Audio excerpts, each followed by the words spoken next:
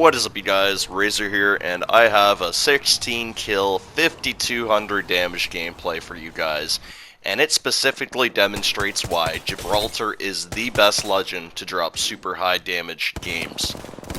So the main reason why Gibby is the best legend for dropping super high damage is when you're using long distance against long distance, you're trading damage, but with Gibby, you're trading 75 damage of his gun shield. So literally, you can peek, take some damage, do damage to them. Say you're trading damage every time you engage. That's 75 on their armor, but that's 0 on yours, because you're literally just using your Gibby shield to peek, and once that breaks, you just disengage, and you wait for it to come back.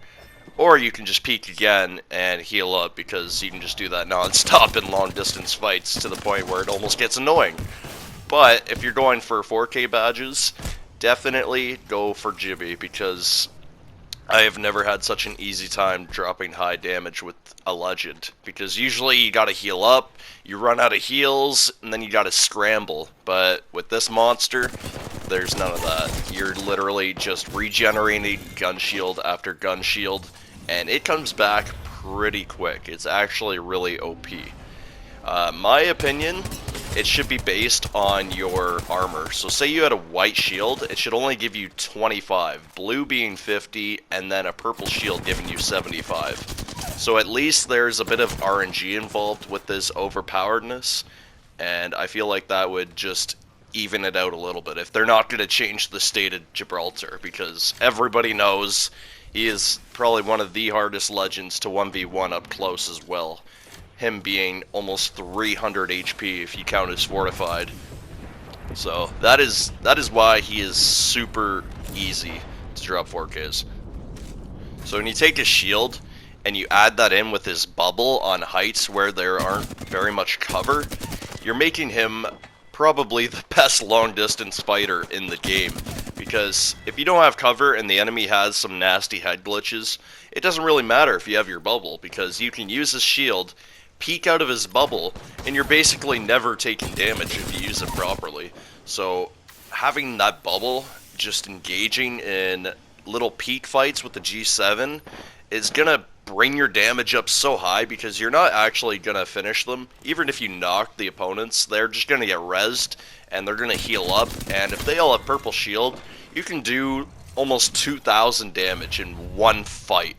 So it is just insanely easy this season to drop 4Ks compared to Kings Canyon, because in Kings Canyon all the fights were close range, and most of the time the fights weren't gonna end up in like 3 or 4 heal ups, disengages and stuff. It was R9s, wingmans, straight up action, and that was why a lot of people didn't even get 4Ks in season 0 to 2. So that is probably another huge factor in why you see all these 4Ks nowadays and not 20 bombs in season 3. So in this gameplay, I was specifically going for the 4K on Gibby, because I already had his 20 badge, and that is why I am just overly abusing the Scout. As you guys already know, that weapon is the best weapon of Season 3, long distance wise, and having an R9 I think is the best combo, but you guys already know that.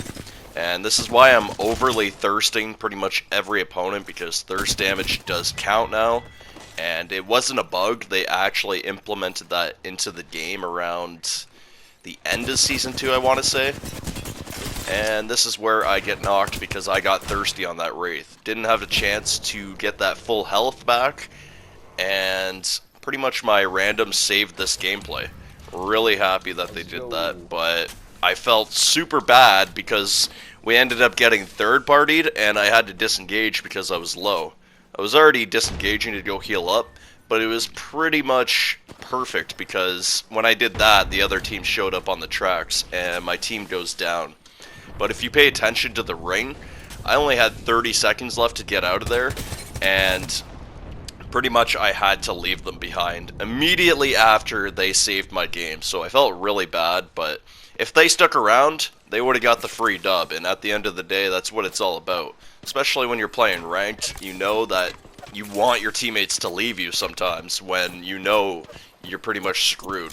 Like, a round 2 closing, me sticking around trying to fight these guys, save my teammates, and heal, basically impossible. So, basically I just healed up, and I had to go. So, appreciate you guys, those random, I can't even see your names from here, but I appreciate you guys. I'm sorry that I left you behind, but it's the way it is.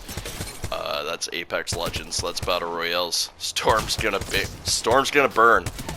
And I pretty much left and got myself into a messy situation here in the tunnel. But I had my Gibby shield, so places like these where you have absolutely no cover whatsoever, Gibraltar gets cover. I can just freely loot up, get what I need, and those guys are just basically stuck there. They could try and push me, but then I'd disengage back here and have cover. So that's another huge display of why Gibby is such a monster for high damage. As you can see on the minimap, I had a lot of time to take this fight. This is, if you're going for a dub, I really should have just took a left and disengaged this completely, because I am basically being held, but I really wanted that 4K. So fights like these ones are the ones that are going to get you that sweet double hammer badge, because they just kept healing up, and I pretty much took less damage than they did throughout the fight because of my shield. Say I was, I don't know, pretty much anybody else, like, I would be out of heals probably by this point in the fight, but the 75 HP on my shield is just disgustingly overpowered. Simply because you save all your heals. For the long run, it is probably one of the best passives in the game.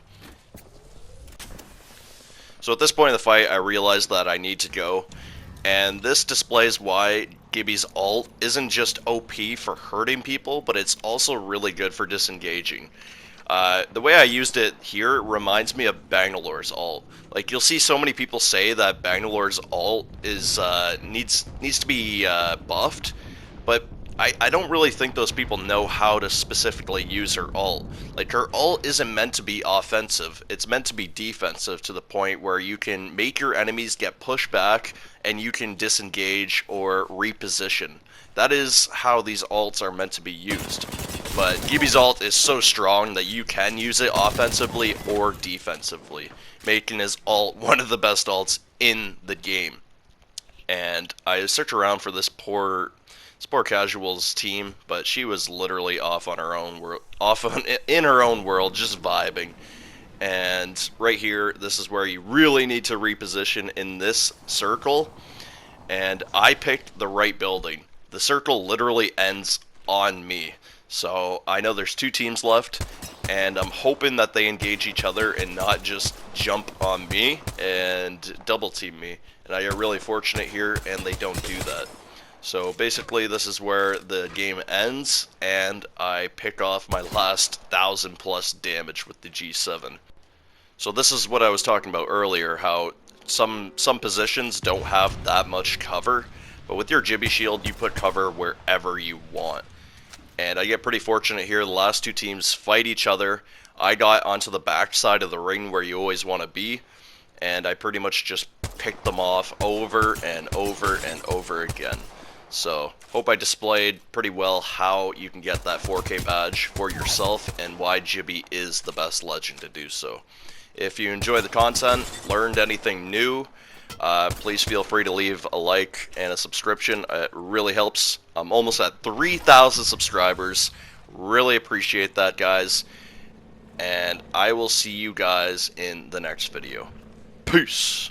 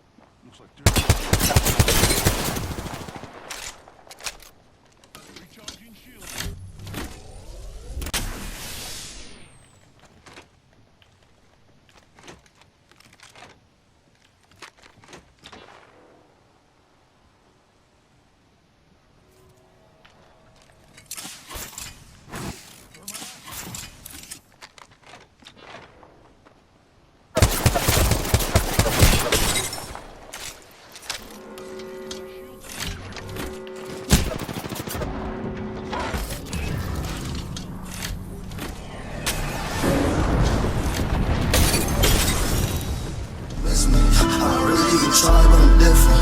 I say busy all the times I'm distant. I know